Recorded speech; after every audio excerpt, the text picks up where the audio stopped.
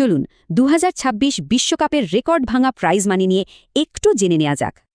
ভাবা যায় বিজয়ী দল পাবে পুরো $৫ কোটি, মানে প্রায় ৬০০ কোটি টাকা।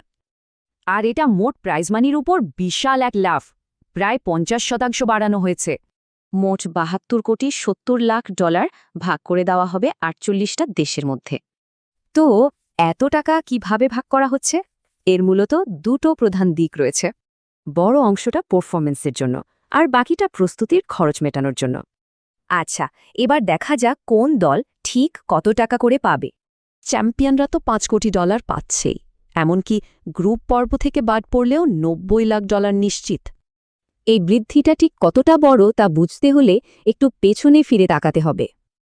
দেখুন, ১৯৮২ সালে বিজয়ী দল পেয়েছিল মাত্র $২২ লাখ, আর এখন কোথায় এসে দাঁড়িয়েছে? তবে এই রেকর্ড পরিমাণ অর্থ নিয়ে কিন্তু দুই ধরনের কথাই শোনা যাচ্ছে। ফিফার সভাপতির মতে এটা ফুটবলের আর্থিক উন্নতির জন্য একটা বিশাল ব্যাপার। কিন্তু সমর্থক সংগঠনগুলোর ভাবনাটা একটু অন্যরকম। তাদের মতে আলোচনাটা শুধু টাকা নিয়ে হওয়া উচিত নয়। তারা বলছেন, টাকার তো অভাব নেই, ফিফা চাইলেই অন্য সমস্যাগুলোর দিকেও নজর দিতে পারে।